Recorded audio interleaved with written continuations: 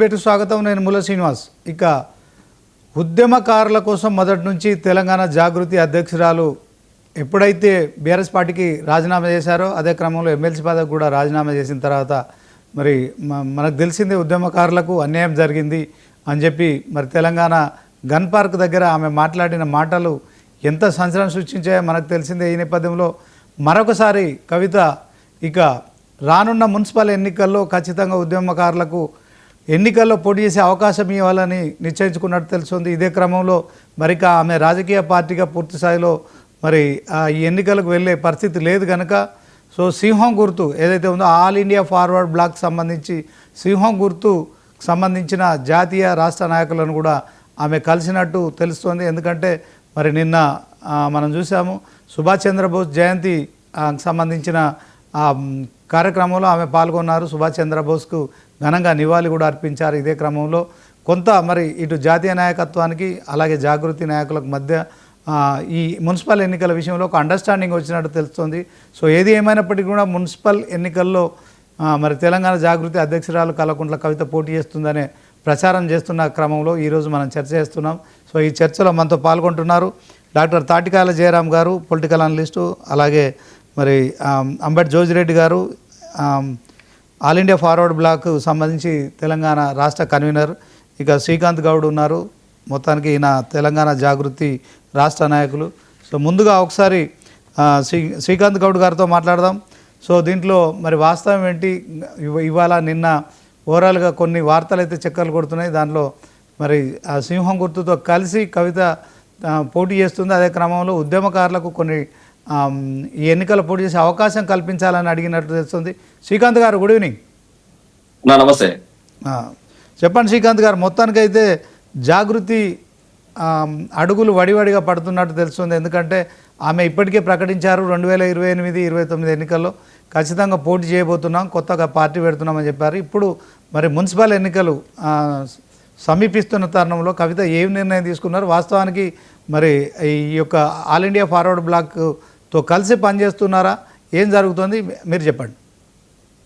ముందుగా ప్యానెల్లో ఉన్నటువంటి కో ప్యానలిస్టులందరికీ, అదేవిధంగా జార్జ్ రెడ్డి అన్నకు, అదేవిధంగా రాజకీయ విశ్లేషకులు జయరామ్ అన్న గారికి, అదేవిధంగా 99 సంవత్సర ప్రేక్షకులందరూ కూడా తెలంగాణ జాగృతి తరపున ఉద్యమాభినందనలు తెలియజేస్తానా.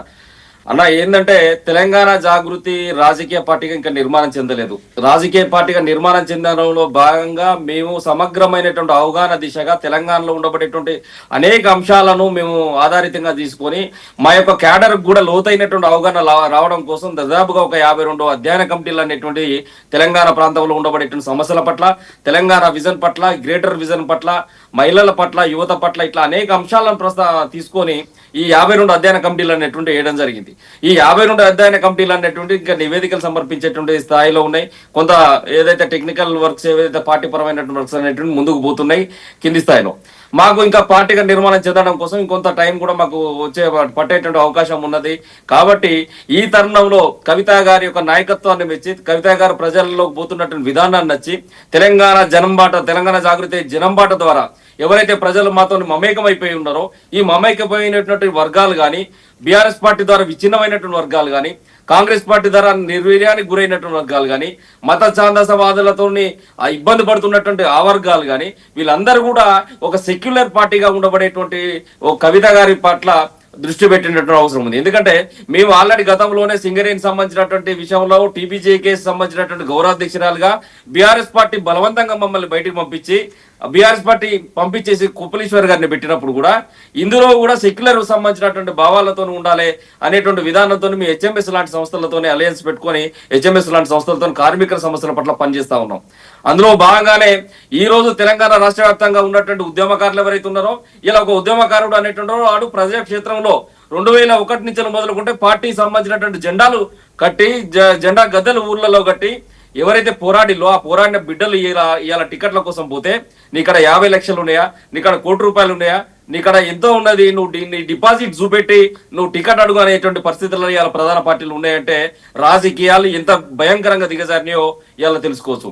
ఏదైతే నేతాజీ సుభాష్ చంద్రబోస్ గారు యువత అనేటువంటి వాళ్ళు రాజకీయాలకు రావాలని చెప్పేసి కలలు కన్నటువంటి ఒక మహానేత. ఆయనే ఇండియన్ ఆర్మీని స్థాపించినటువంటి మహానేత. మాకు ఇలా ఇండియన్ సంబంధించినటువంటి ఫార్వర్డ్ బ్లాక్ సంబంధించినటువంటి పార్టీకి ఒక భావసారూప్యత అనేటువంటి ఉన్నది. వాళ్ళ విధానాలు కూడా సోషలిస్ట్ విధానాలు ఉన్నాయి. వాళ్ళ విధానాలు తెలంగాణ ప్రాంతంలో కూడా సామాజిక తెలంగాణ నిర్మాణం జరిగే విధంగా ఉండాలి, యువత రాజకీయాలకు రావాలనేటువంటి విధానంతో వాళ్ళ విధానాలు ఉన్నాయి.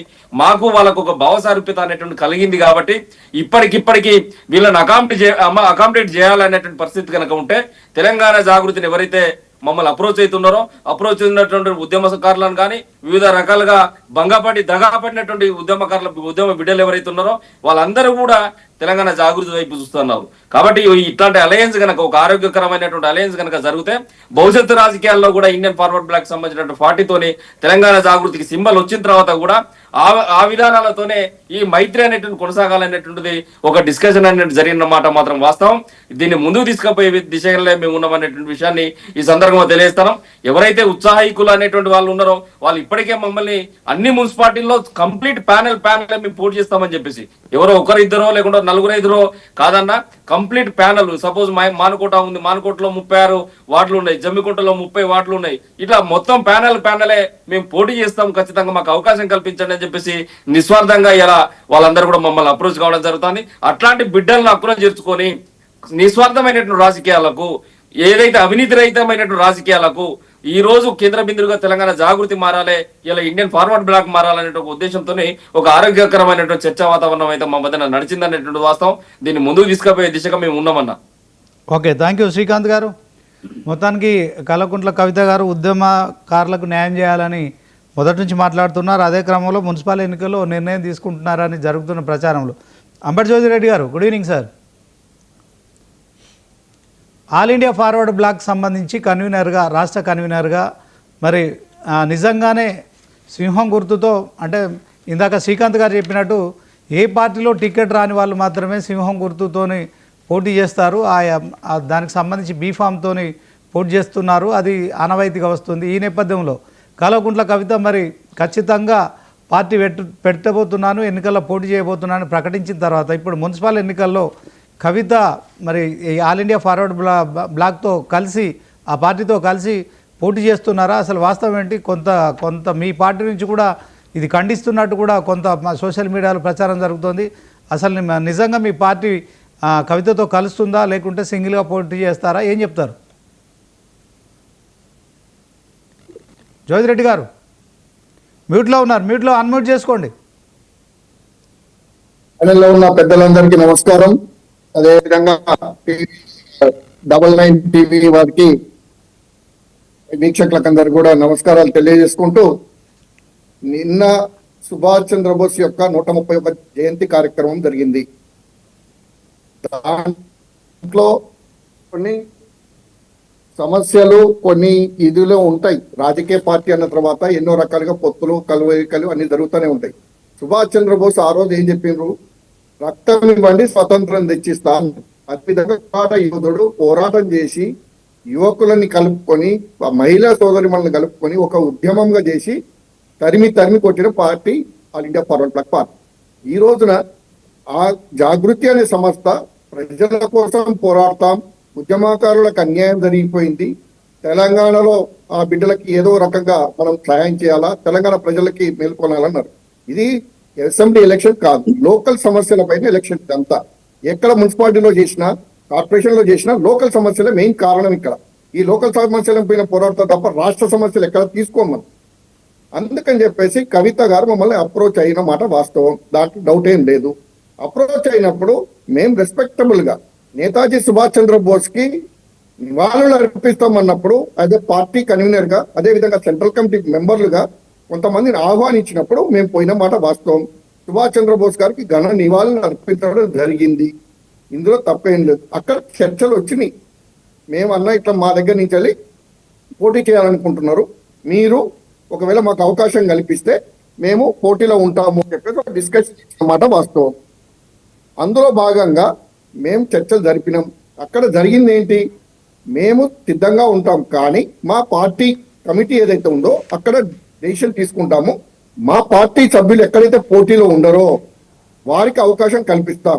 అందులో భాగంగానే క్లియర్ కట్ గా చెప్పడం జరిగింది కవిత గారికి కావచ్చు, మిగతా వాళ్ళందరికీ కూడా మా పార్టీ మెంబర్షిప్ తీసుకొని మా పార్టీ సింబల్ మీద మా పార్టీ మెంబర్షిప్ లేకుండా మేము ఎవరికి కూడా బీఫామ్ ఇవ్వడం జరగదు. కాబట్టి అవకాశాలు ఇప్పుడు రాజకీయంగా ఎదగాలంటే ఇప్పుడు అన్ని పార్టీలు ఒకటే పార్టీ ఏదైనా చేస్తుందా? ఇలా ఇండియా కూటమి, ఎన్డీఏ కూటమి అన్నీ ఉన్నాయి. దాంట్లో భాగంగా సపోర్ట్ చేస్తాను. ప్రజల పక్షాన మనం ఉందాం, నేతాజీ ఆశయాలు మాకు నచ్చినాయి అని చెప్పేసి వాళ్ళు వచ్చినప్పుడు మేము కూడా వాళ్ళకి సహకరించాల్సిన బాధ్యత. కానీ నిర్ణయం తీసుకునేటప్పుడు మాకు ఒక రాష్ట్ర కమిటీ ఉంది, సెంట్రల్ కమిటీ ఉంది. దాంట్లో తగిన నిర్ణయం ఆలోచించేసి నిర్ణయం తీసుకుంటాం. కానీ ఒకటే ఒక పాయింట్ ఏంటంటే కండిషన్, మా మెంబర్షిప్ తీసుకోవాలి, మా పార్టీలో సభ్యత్వం ఉంటేనే మేము ఇస్తామని చెప్పేసి కూడా క్లియర్ గా చెప్పడం జరిగింది. వారు కూడా దానికి అంగీకరిస్తాం. ఎందుకంటే వాళ్ళకి రాజకీయ పార్టీ కాదు అది. రాజకీయ పార్టీతో మేము పొత్తులు పెట్టుకోలే. అదొక ఉద్యమ సంస్థ లాగానే ఇప్పటి వరకు నడుస్తున్నది. ఇవాళ 2014 ముందు నుంచి నడుస్తున్న సంస్థ. ఆమె బయటకు వచ్చింది, వాళ్ళ కుటుంబంలో నుంచి వెళ్ళి పార్టీ నుంచి వచ్చింది, రిజైన్ చేసింది, కొట్లాడుతుంది. ప్రజల కోసం కొట్లాడినప్పుడు ఎవరినైనా ఆహ్వానిస్తాం. కవిత గారు కాదు, ఇంకెవరు వచ్చినా కూడా. జయరామన్ వచ్చేసి నేను ఉద్యమం కోసం పోరాడిన, నాకు కూడా కావాలన్నా అంటే ఖచ్చితంగా మా పార్టీస్ ఏదైతే ఉందో, మా పార్టీ సిద్ధాంతాలు ఏదైనా అవన్నీ కూడా చెప్పేసి సుభాషితం మీద ఫ్యూచర్ అనే దాని మీద ఇండియా వారీగా ఇక్కడ ఒక్కటే కాదు మొత్తం ఇండియా లెవెల్లో కూడా మేము కొట్లాడాలనే ఉద్దేశంతో ఉన్నాం. ఇలా ఏం జరుగుతున్నాయి రాజకీయాలు, మతము కులాలు రెచ్చగొట్టుకుంటూ కుంభకోణాలు చేసి 3 పార్టీలు కూడా ఒక్కటే విధంగా నడుస్తున్నాయి. ఏ కుంభకోణంలో ఎవరిని చర్యలు చేపట్టిండ్రు ఇప్పటివరకు చెప్పండి మీరు? 2 సంవత్సరాలలో 10 సంవత్సరాలు జరిగిన కుంభకోణాల మీద తీసుకొచ్చిండ్రా? ఏదైనా ఎవరి మీద చర్యలు చేపట్టిండ్రా? అట్లాంటిది ఏం లేదు. తను వచ్చింది ఒక ఆడబిడ్డగా బయటకు వచ్చి ప్రజలకు అన్యాయం జరుగుతున్నది, మా కుటుంబ సభ్యులే ఇగో ఈ విధంగా అన్యాయం చేసిండ్రు కాబట్టి ఇగో ఇది ఆధారాలు అని చెప్పి చూపించుకుంటూ కొట్లాడుతున్నది. మేము దానికి సపోర్ట్ గా ఉండే ప్రజల కోసం కదా, మేము కొట్లాడే ప్రజల కోసం, తను కూడా కొట్లాడే ప్రజల కోసం. ఇప్పుడు స్థానిక సంస్థల్లో వాళ్ళకి ఎలక్షన్స్ లో సింబల్ లేదు కాబట్టి మమ్మల్ని అడిగినరు. మేము రాష్ట్ర కమిటీ, మా ఏదైతే సెంట్రల్ కమిటీ ఉంది, ఎన్నికల కమిటీ ఎన్నుకోబడ్డది, ఎన్నికల కమిటీ కూర్చుంటాము, కూర్చొని మాట్లాడుకొని మా పార్టీ సభ్యత్వం ఉండి ఇంతకుముందు మా పార్టీ కార్యకర్తలు ఎవరైతే పోటీలో ఉన్నారో, ఇందాక మీరు శ్రీనివాస్ గారు మాట్లాడినప్పుడు ఎవరైతే లేరో, ఎవరికైతే టికెట్ రాలేదో వాళ్ళే చేస్తారో నేను కాదు. మా పార్టీ కూడా 3 సంవత్సరాల నుంచి 4 సంవత్సరాల నుంచి డెవలప్ అయింది. లాస్ట్ టైం కూడా మేము లోకల్ ఎలక్షన్స్ లో 100 పైన గెలిచినాం, ఒక ఎమ్మెల్యే కూడా గెలిచినాం ఉన్నది. కాకపోతే అప్పుడు ప్రచారంలో లేదు, మాకు అవకాశం వచ్చింది. ఇప్పుడు అవకాశంలో ఏం చేస్తున్నాం, మెంబర్షిప్ పెట్టుకుంటున్నాం. మెంబర్షిప్ తీసుకున్న తర్వాత వాళ్ళకి బీఫామ్ ఇస్తున్నాం. వితౌట్ మెంబర్షిప్ మేము పార్టీలో చేరకుండా ఎవరికి కూడా ఇవ్వట్లే. అది తనకు కూడా చెప్పినాం. మేము చెప్తే అన్న మేము అన్ని కూర్చొని మాట్లాడుకుందాం, మీ కమిటీలో ఫస్ట్ నిర్ణయించుకోండి అని చెప్పడం జరిగింది.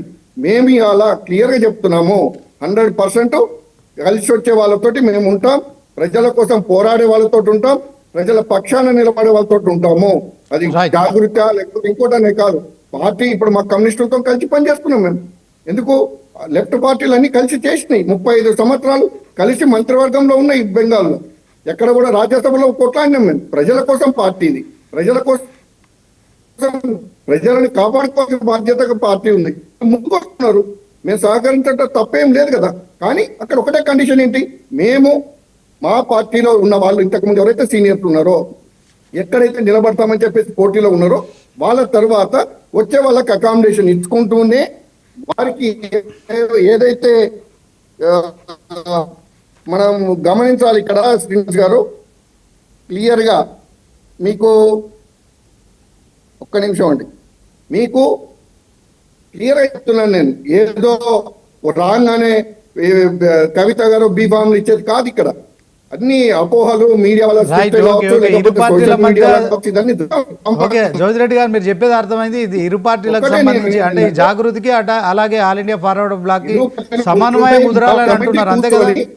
కమిటీ కూర్చుంటుంది, కమిటీ కూర్చొని నిర్ణయం తీసుకున్న తర్వాతనే మేము ఎవరికి ఎన్ని మా స్థానాలు ఎన్నిలో పోటీ చేయబోతున్నాం. ఎందుకంటే ఇంతకు ముందు చాలా అదే విధంగా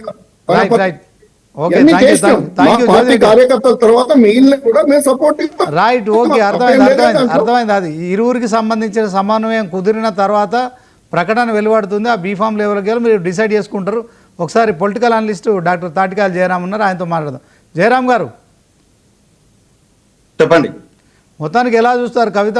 మరి ఆమె బీఆర్ఎస్ పార్టీని వీడాలని నిశ్చయించుకున్న తర్వాత ఆమె ఉద్యమకారుల గలం ఎత్తుకున్నారు. సో ఉద్యమకారులకు అన్యాయం జరిగిందని చెప్పారు. ఆ ఉద్యమకారుల సెంటిమెంటును మరి మొత్తానికి తెరపైకి తీసుకురావడంలో ఆమె ఆంతర్యం అయితే ఇప్పుడిప్పుడే కొంచెం స్పష్టంగా తెలుస్తుంది. సో ఆమె ఒక్కొక్క అడుగు మరి స్థిరంగా వేస్తున్నారా, మరి ఇప్పుడు తాజాగా ఆమె ఆల్ ఇండియా ఫార్వర్డ్ బ్లాక్ పార్టీతో కలిసి పనిచేయడాన్ని మీరు ఎట్లా విశ్లేషిస్తారు? మొదటగా మీకు ప్యానెల్లో ఉన్న మిత్రులకు, జోజిరెడ్డి అన్నకు, తమ్ముడు శ్రీకాంత్కి, ప్లస్ ఇప్పుడిప్పుడే కొంత డిస్టర్బెన్సెస్ ఉన్నా కూడా సో కొంత క్లారిటీ రావడం కోసము all India forward block and Jagruti సంస్థలు ఏవైతే మాట్లాడుకుంటున్నారో అవి కూడా డెఫినెట్ గా సఫలీకృతం జరిగి వాళ్ళ అయోధ్య సక్సెస్ కావాలని మనస్ఫూర్తిగా కోరుకుంటూ కంగ్రాచులేషన్ చెప్తున్నాను. సో ఏదేమైనా కూడా సో రాజకీయ పార్టీలు ఎలా ఉంటాయంటే ఇక్కడ అంశాల వారిగా కావచ్చు, లేకపోతే సమస్యలుగా ఏవైతే ఉన్నాయో వాటి మీద కావచ్చు, లేకపోతే ఉమ్మడిగా ఒక ఎజెండా ప్రకారంగానే ప్రజల్లోకి వెళ్తాయి. ఇక్కడ ఉన్న బిగ్ కన్ఫ్యూజన్ ఏంటంటే ఒకవైపు వచ్చేసి రాజకీయ పార్టీ, మరొక వైపు వచ్చేసి ఉద్యమ సంస్థగా నిర్మించిన జాగృతి. ఈ రెండు సయోధ్యగా కుదరడం కోసము రేపు అనేక అంశాలు డిస్కషన్ లోకి రావాలి. వస్తున్న క్రమం లోపల వాళ్ళకు క్లారిటీ ఓటు వస్తే డెఫినెట్ గా వాళ్ళు పోటీ చేస్తారని కోరుకుంటారు. కానీ ఒకటి మాత్రం నాకు ఫీల్ అయ్యేది ఏంటంటే ఎవరు గెలిచినా ఓడి ఉన్నా కూడా శత్రువు అనే వాడిని ఓడగొట్టడం కోసము, శత్రువు అనే దాన్ని దెబ్బగొట్టడం కోసము మనము ఓటమి పాలైనా పర్వాలేదు. సో ఇక్కడ శత్రువును మాత్రమే ఓడగలి. ఇది కాన్సీరామ్ అన్నమాట. కాన్సీరామ్ గారు ఏం చెప్తారంటే నువ్వు మొదటిసారి గెలవకున్నా పర్వాలేదు కానీ శత్రువును మాత్రం ఓడించు అని చెప్తుంటారు. సో బహుశా కవిత ఆ రకంగా ఉపయోగపడుతుండొచ్చు. సో శత్రువుని దెబ్బ కొట్టడం కోసం ఇక్కడ గెలుపులు ఓటమిలు కాదు, కానీ ఓటమి పాలైనా పర్వాలేదు కానీ శత్రువును మండగలుగుతారు. కానీ ఇక్కడ మిత్రులు ఎవరు అనేది మరి ఇక్కడ చాలా క్లారిటీగా ఉండాలి. ఎవరు మిత్రులు అనుకోవాలి? ఒకవేళ కనుక కవిత కాంగ్రెసే మిత్రులు అనుకుంటే మాత్రము అనేక అంశాల మీద రేపు క్లారిఫికేషన్ ఇవ్వాల్సి వస్తుంది. ఒకవేళ కాంగ్రెస్ నే గెలిపించుకోవాలి అనుకున్నప్పుడు బీజేపీని గెలిపించుకోవాలనుకుంటుందా అనే దాని మీద $1,000,000 ప్రశ్న. ఇక ఫార్వర్డ్ బ్లాక్ తోని పనిచేస్తున్నాం కాబట్టి మనం గెలవాలనుకోవడం అనేది ఒక అంశం. సో ఇక్కడ బలమైన పార్టీలు 3 ఉన్నాయి. ఒకటి వచ్చేసి బీజేపీ, మరొకటి వచ్చేసి బీఆర్ఎస్, ఇంకొకటి వచ్చేసి ప్రభుత్వం, కాంగ్రెస్ పార్టీ. ఈ బలమైన పార్టీలతో ఢీ కొట్టేటప్పుడు ఏ విధంగా ఉండాలి అనేది చాలా క్లారిటీ ఉండాలి. అంటే ఈ క్లారిటీ అనేది ఒక ఉద్యమంలతో పనిచేసిన వ్యక్తులు అనేది ఈరోజు జాగృతి దగ్గర ఏం లేరు, ఫార్వర్డ్ బ్లాక్ దగ్గరే ఏం లేరు.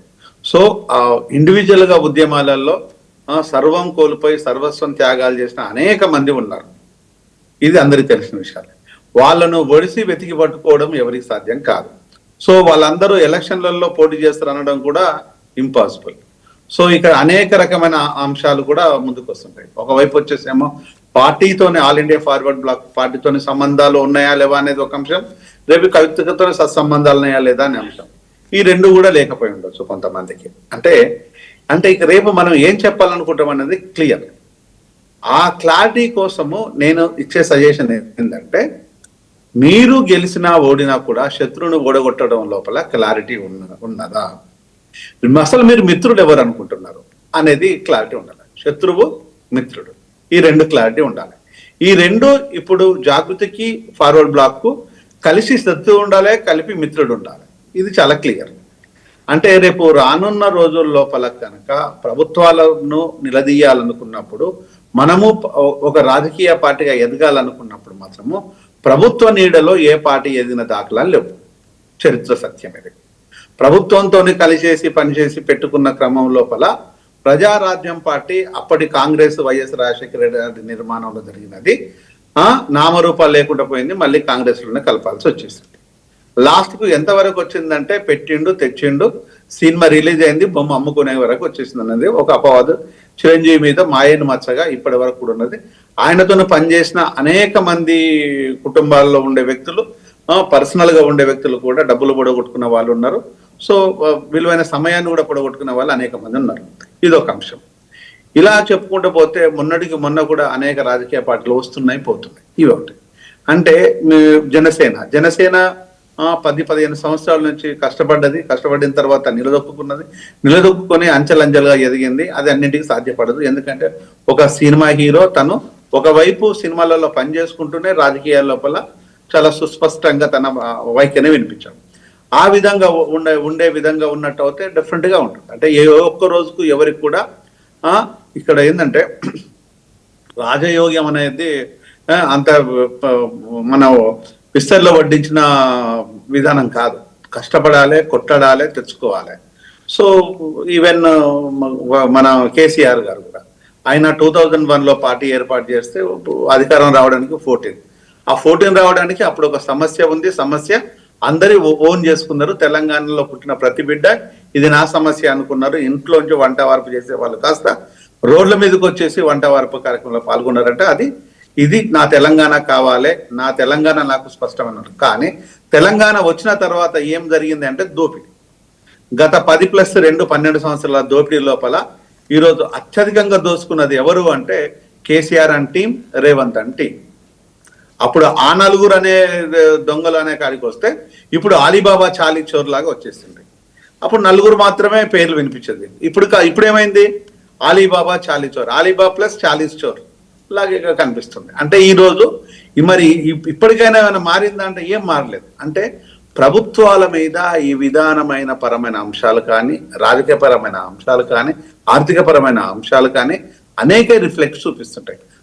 అవి కూడా రేపు మన మీద రిఫ్లెక్ట్ చూపిస్తుంటాయి. ఇది నేను ఇస్తున్న సలహా ఎవరికైనా కూడా. అంటే ఇప్పుడు మనం స్పష్టంగా మనం చేయాల్సింది ఏంటంటే ఉద్యమాల ద్వారా, ప్రజా ఉద్యమాల ద్వారా ప్రజల దగ్గరికి పోయి ప్రజలను చైతన్యం చేయాల్సిన అవసరం లేదు. తెలంగాణ లోపల విపరీతమైన చైతన్యం ఉంది. కానీ తెలంగాణ లోపల అత్యధికంగా కుటుంబాలు సర్వనాశనం అయిపోతున్నది ఆల్కహాల్ ద్వారా. 14,000 కోట్ల రూపాయల ఆల్కహాల్ అమ్మకాలు 2014 వరకు ఉంటే 2023 వరకు 40,000 కోట్ల అమ్మకాలు జరిగితే ఈ 2 సంవత్సరాల లోపల 75,000 కోట్ల అమ్మకాలు జరిగినది. అంటే 40 ప్లస్ 35,000 కోట్లు. ఇది లెక్కల ప్రకారం మాత్రమే. ఇది లెక్కలకు రానిది. ఇంకా దగ్గరగా ఇంకో 50 లక్షల కోట్లకు పైచులకే మాట అని చెప్పొచ్చు. అంటే సారీ, ఇంకొక 50,000 కోట్లకు పైచులకు అనే మాట. అంటే ఒక నిమిషం, ఇది ఒక అంశం. మరొక అంశం వచ్చేసి విద్యకు దూరం అయిపోయి ఈరోజు ఎస్సీ, ఎస్టీ, బీసీ, మైనారిటీ బిడ్డలు, అగ్రకులాల్లో ఉన్న నిరుపేద బిడ్డలు కూడా ఈరోజు డబ్బులు కట్టుకోలేక,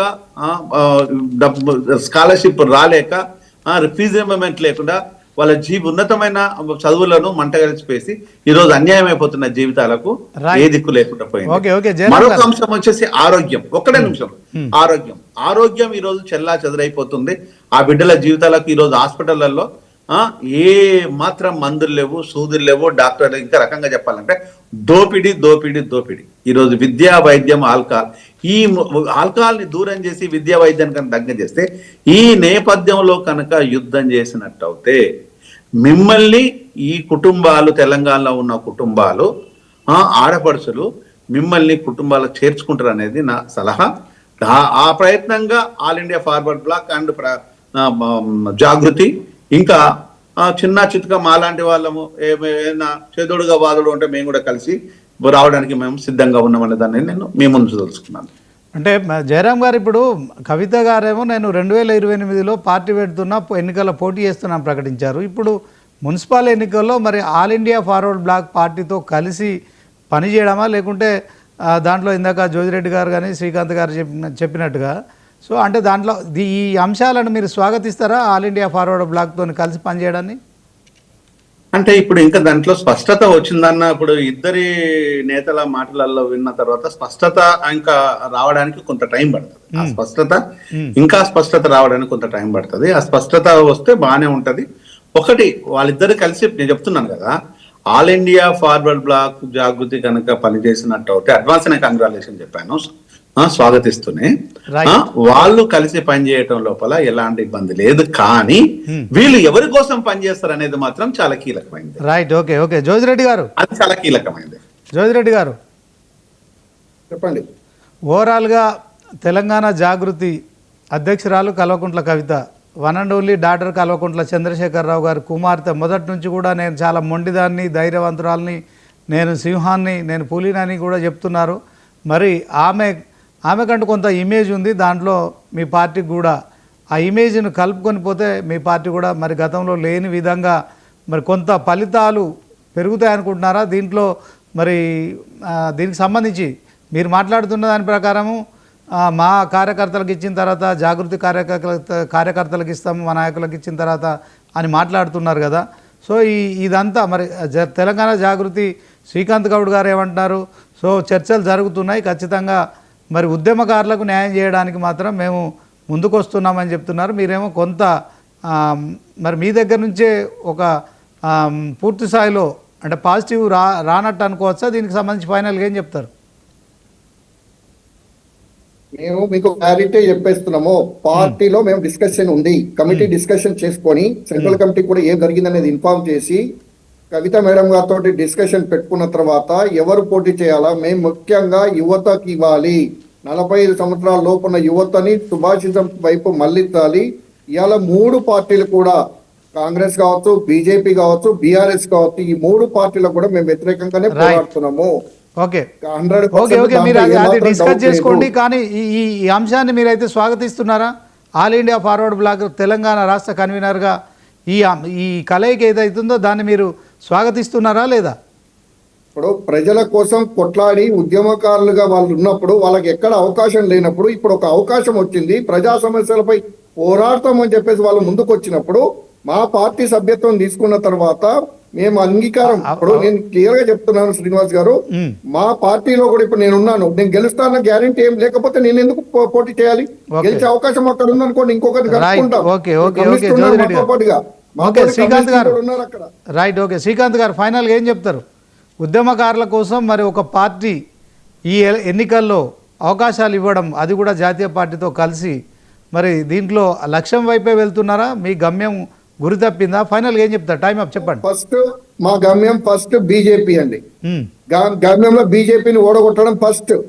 తర్వాత ఇక్కడ ఉన్న బీఆర్ఎస్ ఏదైతే కుంభకోణాలు చేసిందని చెప్పేసి అవుతున్నాయో దానిపై కాంగ్రెస్ ప్రభుత్వం చేస్తున్న అన్యాయాలపై, ప్రజలకు జరుగుతున్న అన్యాయాలపై కలిసి పోరాడటానికి సిద్ధంగా ఉన్నాం. ఇంకా కాంగ్రెస్ కి వాళ్ళు ఇందాక జయరాం గారు అన్నట్టుగా ఏదో పోతా అంటే మేము బలమైన పార్టీలు బలమైన శత్రువులుగా ఉన్నారు. సో మీరు ఎట్లా చేసుకుంటారు? శ్రీకాంత్ గారు ఫైనల్ ఫినిషింగ్ విషయం ఒకటే, మేము ప్రధానంగా జాజిరెడ్డి అన్న గారు ఏదైతే చెప్పిండో ఇదంతా ఒక పాక్షికమైనటువంటి చర్చలాగా దిశగానే ఉన్నది. ఒక క్లారిటీ ఇంకా రావాలి, వాళ్ళు కూడా కేంద్ర కమిటీలో మాట్లాడుకోవాల్సినటువంటి అవసరం ఉన్నది. తెలంగాణ జాగృతి మా కార్యకర్తలు ఎవరైతే ఉన్నారో మాకు సింబల్ లేదు కాబట్టి ప్రత్యక్షంగా మేము పోటీ చేస్తలేము. మమ్మల్ని అప్రోచ్ అవుతున్నటువంటి వ్యక్తులు ఎవరైతే ఉన్నారో ఆ వ్యక్తులకు న్యాయం చేయాలనంటే ఒక సింబాలిక్ ఎలక్షన్ కాబట్టి దీని ఒక అడ్వాంటేజ్. గతంలో కూడా ఏదైతే ఫార్వర్డ్ బ్లాక్ సంబంధించినటువంటి అభ్యర్థులలో ఒకరు ఎమ్మెల్యేగా అయినటువంటి దాఖలాలు ఉన్నాయి. దరిదాపు మహబూబ్నగర్ ప్రాంతంలో మన అక్కడ చూసినట్లయితే జూపల్లి కృష్ణారావు గారు కూడా గతంలో పోటీ చేసి ఒక సక్సెస్ రేషియో ఉన్నది.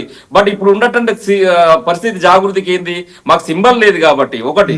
రెండవది భావసారూప్యత కలిగినటువంటి పార్టీ కాబట్టి, సోషలిస్ట్ ఎజెండాను ఎత్తుకున్న పార్టీ కాబట్టి, మేము కూడా సామాజిక న్యాయం అంటున్నాం కాబట్టి, వాళ్ళ ఎజెండా కూడా ఆ విధంగానే ఉంది కాబట్టి, యువత రాజకీయాలకు రావాలన్నటువంటి విధంగా ఉంది కాబట్టి ఒక పాక్షికమైనటువంటి చర్చల దిశగా మేము పోయినాం. వాటిని పూర్తిగా వాళ్ళందరూ కూడా కన్ఫర్మ్ చేయాలి.